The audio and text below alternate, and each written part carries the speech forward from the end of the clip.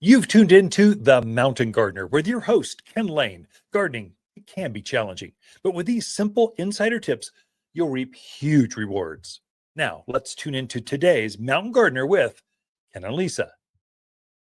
As promised, I've got a list of the best landscape shrubs you could put in the yard any time of the year. So now this is the top 10 list. So I don't have them all at the garden center right now. I've got most of them, but some of these are seasonal rotations and they're starting to be shipped now. So we've got our first tree order starting to harvest. We'll have that here in a couple of weeks. So we're starting to fill up the garden center of spring this year. It takes a while. It takes hundreds and hundreds and hundreds of plants to pull that off. But this is just the shrubs. This is the ones that outshine the rest. The ones as you walk your neighborhood, you're going, whoa, I want one of those. And you got to start with number one. This is not really an order of popularity, just alphabetical. Barberry, B. Barberries, there's all kinds of varieties. There's yellows and reds, and there's tall ones and short ones. There's spreading ones. Barberries love the wind. They've got a flower to them. They're a pollinator. They got a lot going on for them. So they like the sun. They like the dryness. They just do really well here. And they're fun to play with because there's so many colors. Rose of Sharon. This is the hardy hibiscus. The only one that really grows up here. Well, I guess there's two. Machuto's hibiscus. It's a perennial variety.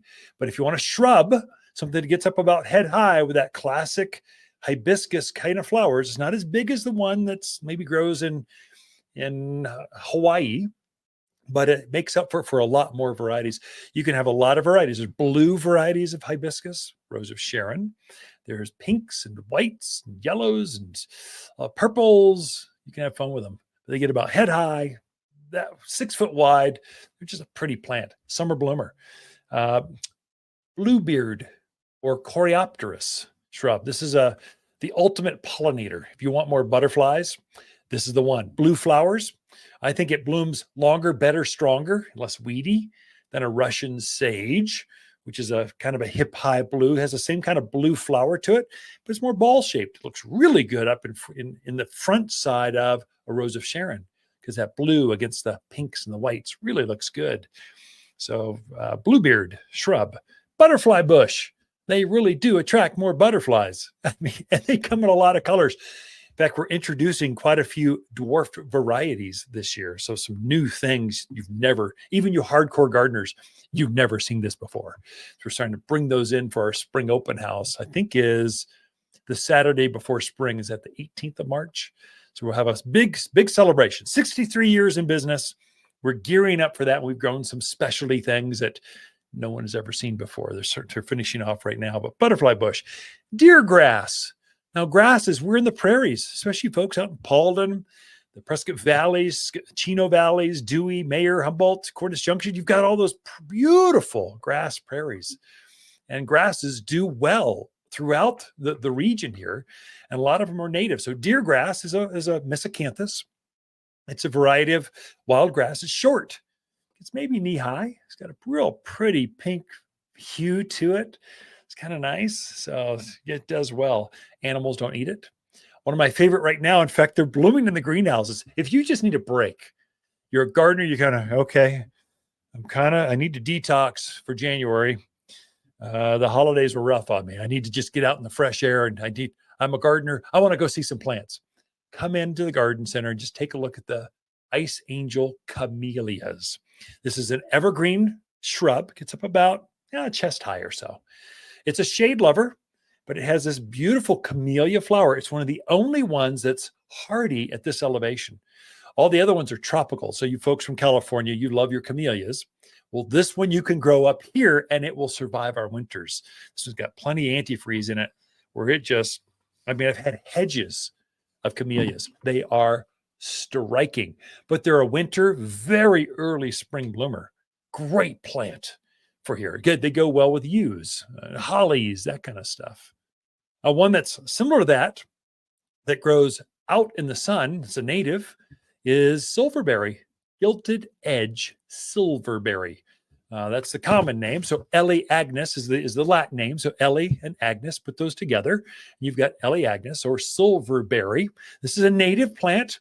The native one is blue, kind of a with a silver backdrop. So it kind of has this wild look to it. Very fragrant flower in spring, but it grows up easily above as far as you can reach your hand up in the air, and that wide or wider.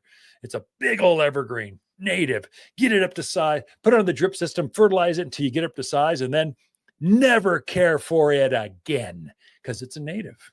It just does really well here. So I think that's a far better choice for most landscapes, especially if you're out in that wildland interface. You've got antelope and deer and rabbits eating on your stuff.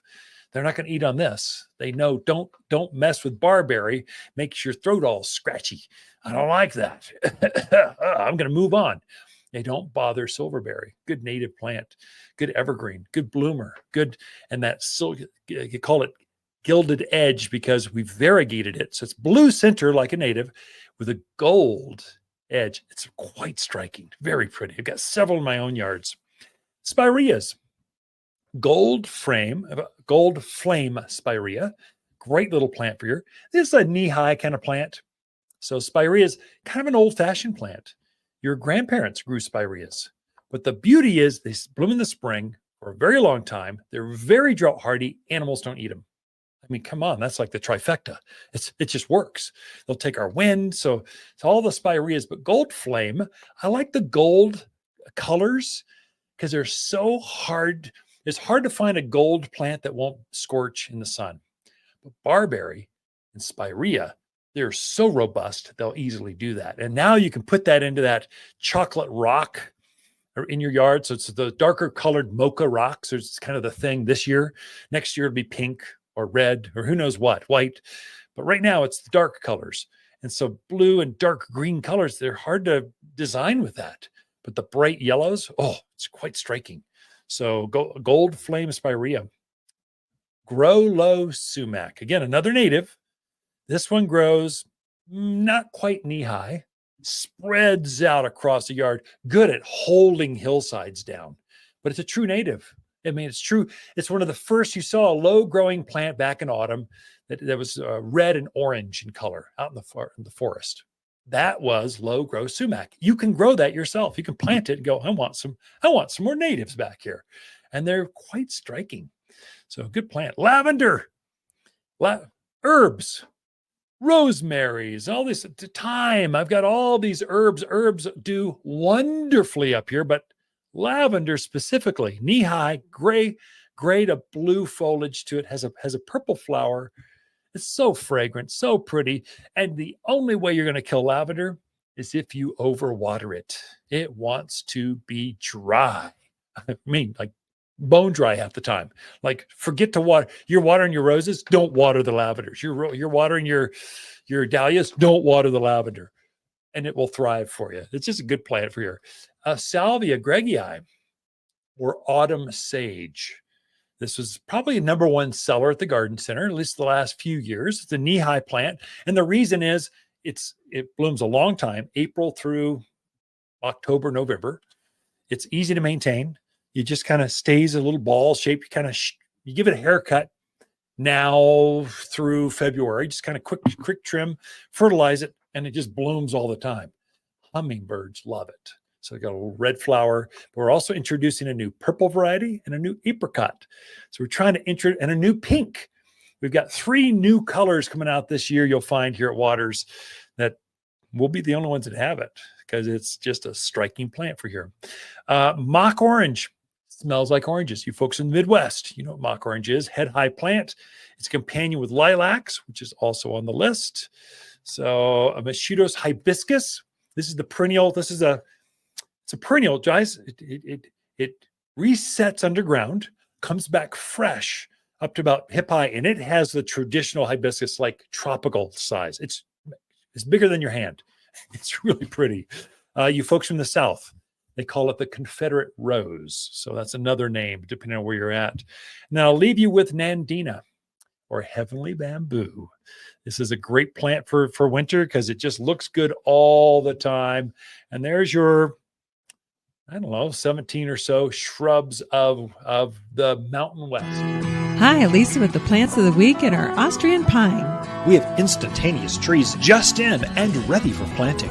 This pine has the same long needles as our ponderosa pine without all the problems, and these trees are really big and bold. This is the fastest growing of the pines, and lots of sizes to choose from. Waters Garden Center, 1815 Iron Springs Road in Prescott. For people who love big, bold pines, they love to shop. For a more fruitful garden, increased success in the landscape that just feels better, then tune in daily to the Mountain Gardener podcast. Subscribe through your favorite podcast streamer or visit watersgardencenter.com. Better yet, visit me directly right here at Waters Garden Center. Thanks for tuning in.